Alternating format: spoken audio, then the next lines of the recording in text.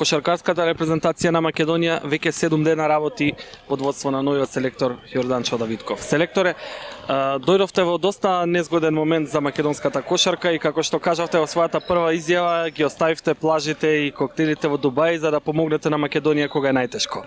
Што ве натера на таков чекор?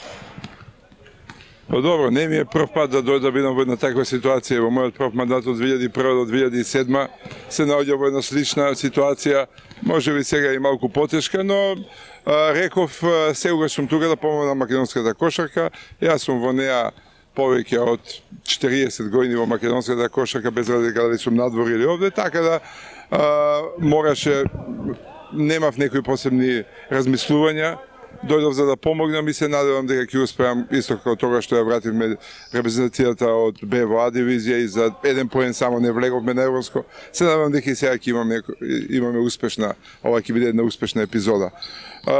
Немаше многу размислувања, после повикот на председателот Наумовски за некој дена се одлучив дека, иако е максимално тешка ситуацијата, јас ќе се обидам да помогнам колку што може, па ќе видиме.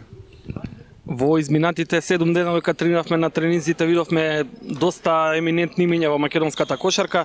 Колку ви ја подадоа раката сите за помош кога дојдовте на кормилото?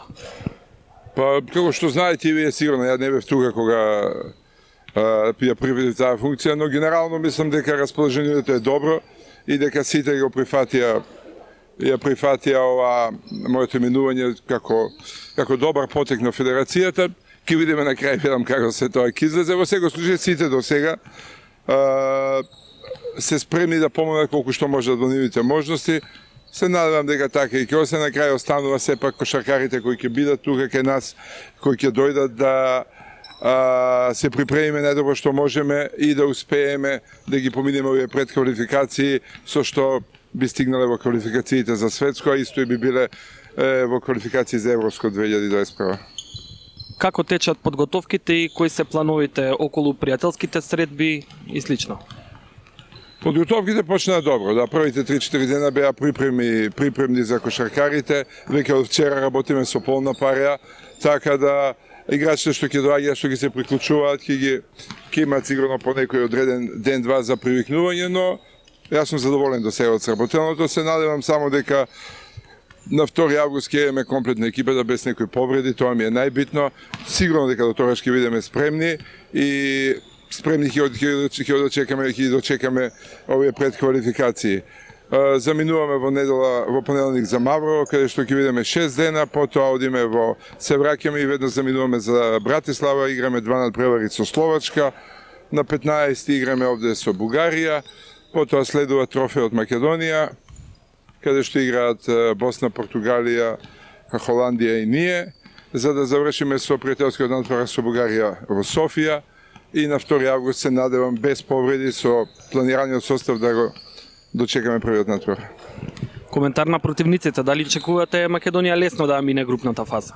Далеко од лесно. Мината година се покажа дека нема лесни противници, ако сите мислеа дека Британија и Унгарија се лесни и дека Македонија ќе се прошета, исто и оваа година. Естонија ништо не е послаба од мината годишните Унгарија и Велика Британија, дури можеби и за чекор над нив. Косово максимално сериозно ја сватија задачата, еве гледаме дека двајца играчи од Словенија ги земаа, веќе се вратија во нивната федерација, заедно со тренерот кој е амерички тренер, уште еден кој чекуваме кој ќе биде странец. Значи два максимално сериозни противника, без разлика на имињата. Ќе се обидеме да го прикажеме најдоброто, ќе се обидеме да се вратиме на некоја голема врата каде што ни доликува во Европа. Дали ќе успееме, ќе покаже времето. Јас сум оптимист, но нам треба многу коцки да се сложат, да најбитно е да немаме повреди и сите заедно да го пречекаме 2 август. Го составувавте полека списокот, се јави Станко, дали очекувате и Перо да се јави на вашиот повик?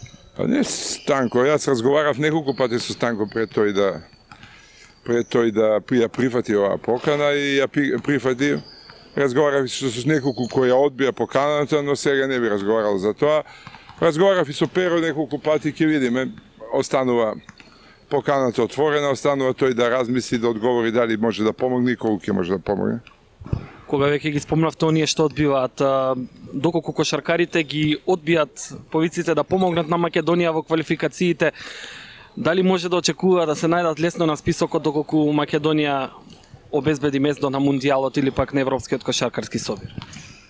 Па добро, мислам сега ние разговараме што би било кога би било. Малку е, нели, во секој случај тие што се тука го имаат прединство, тие што се тука имаат предноста и ако успееме да ги поимаме пред квалификации, тие се основата и тие се играчи на кои треба да рачунаме. Дали уште еден или двајца плюс или минус, тоа ќе видиме, но во секој случај за чекор напред се тие што се овде.